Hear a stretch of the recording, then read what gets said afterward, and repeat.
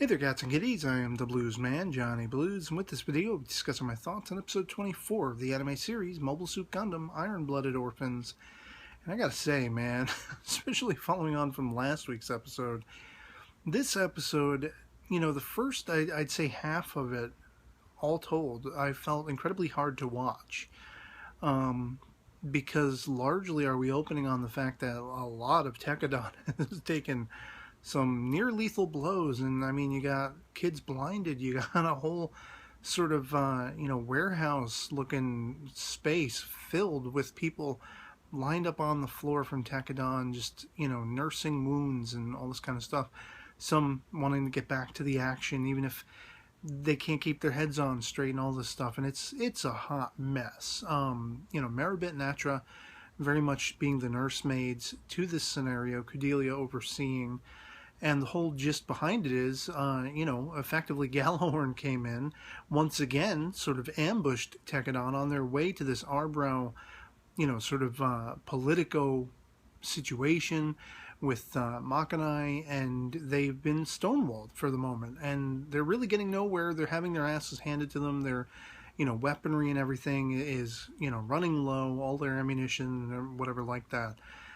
And it just looks horrendous to me. I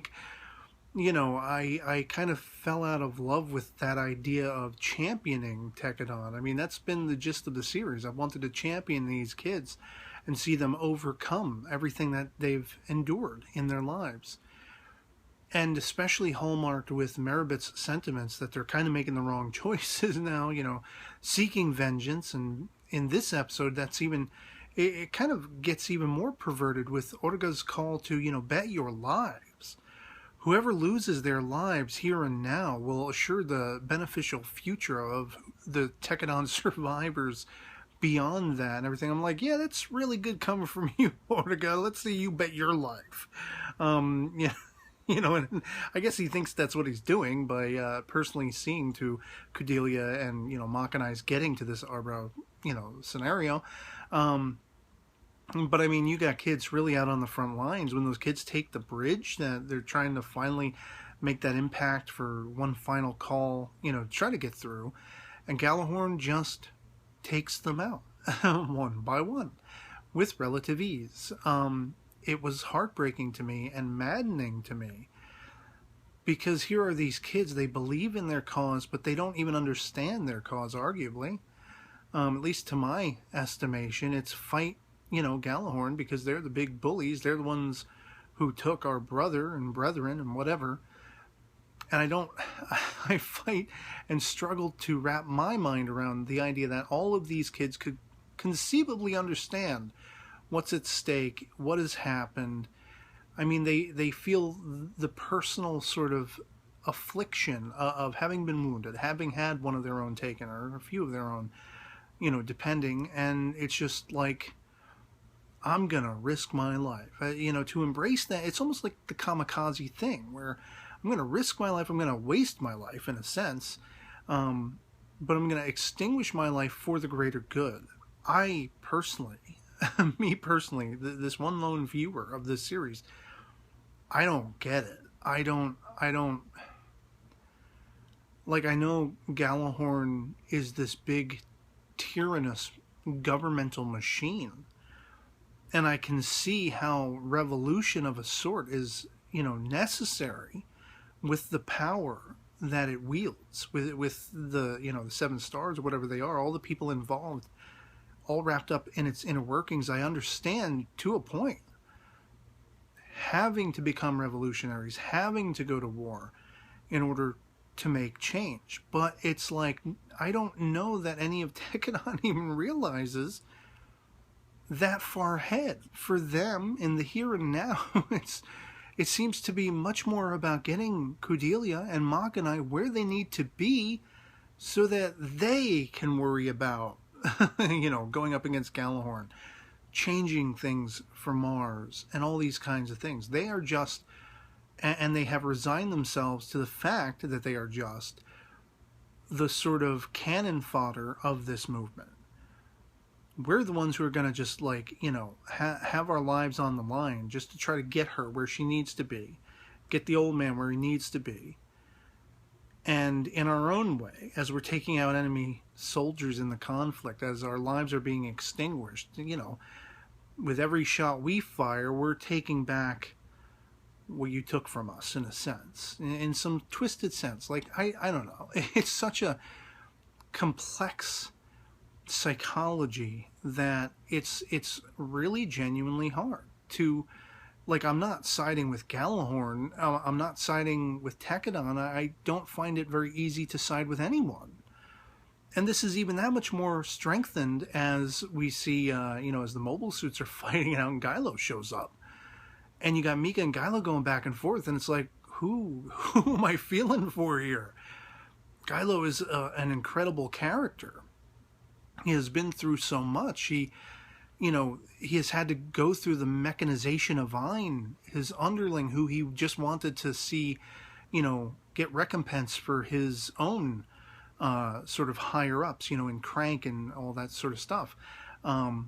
Get his own sort of pseudo vengeance, I guess you could say. It's arguable, but he saw it almost as a perversion of everything Ein was. And of course, then he's getting this smooth operator talk from McGillis about, well, this was where we, where our forefathers, in a sense, founded Gallahorn. It was out of these mobile suits.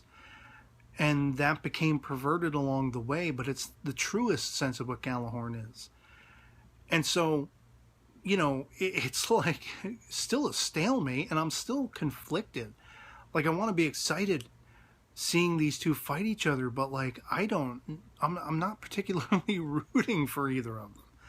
I think they both have such great depth of character and strength and reasons to sympathize with both of them.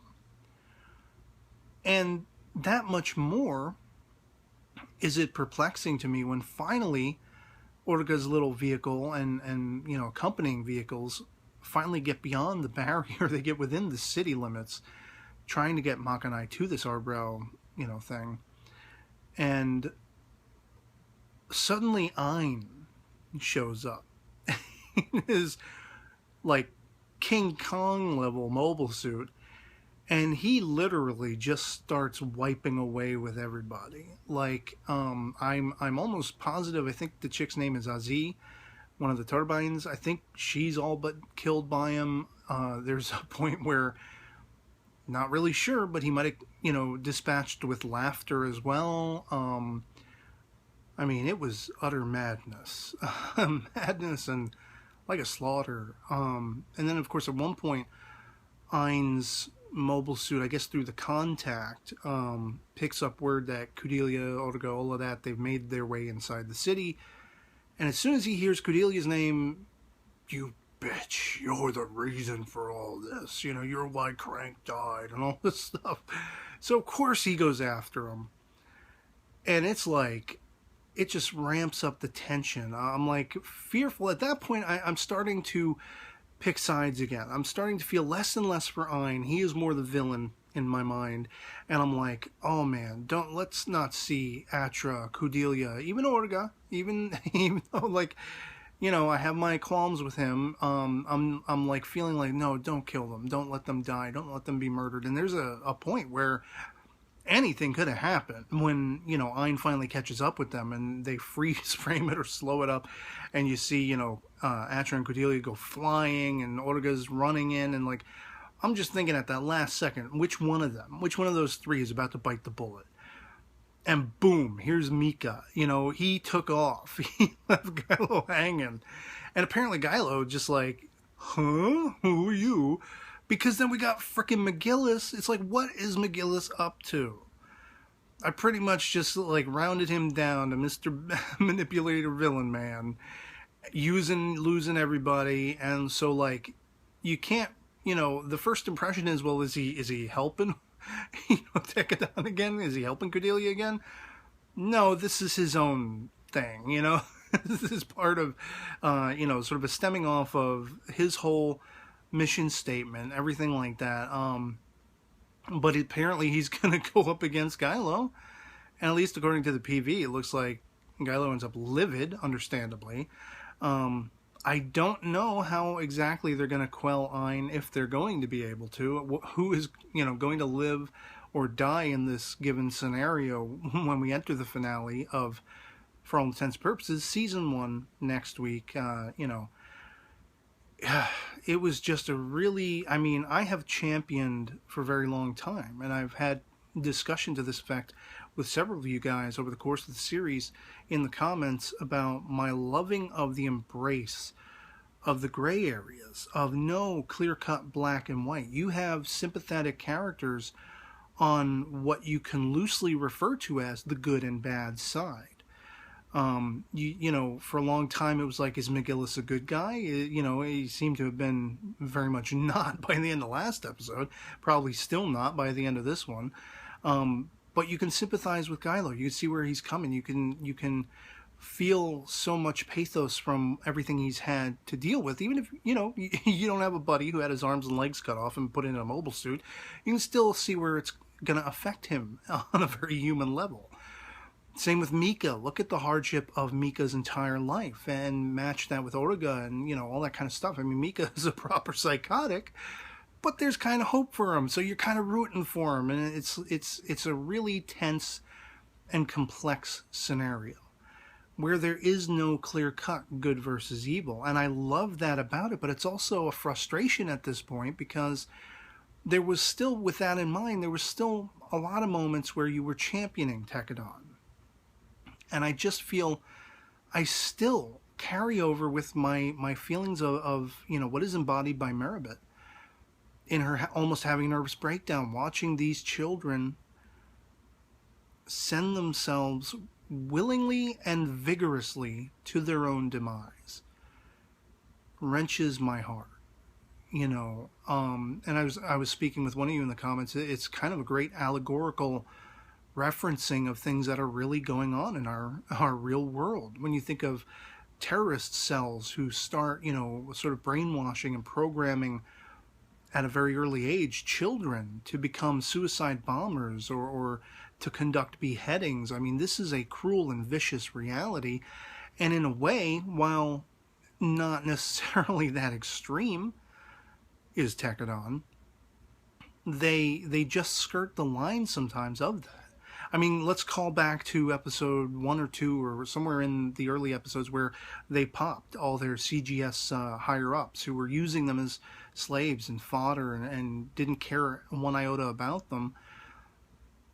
On the one hand, much as I have along the course of the series, I feel for Tekkadan. I sympathize with them. I can see where they're coming from.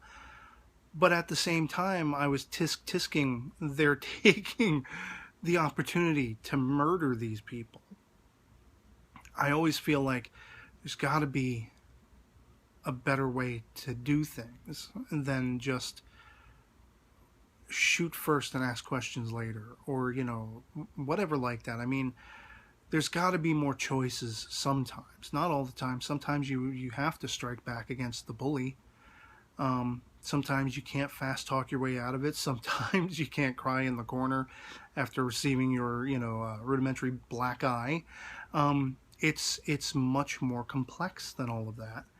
And that is well translated in this series. And it's, one of those things where I still champion the quality of this series because it has brought about this level of conflict so successfully in me. I don't know what side I'm on. I don't know that I'm on a side.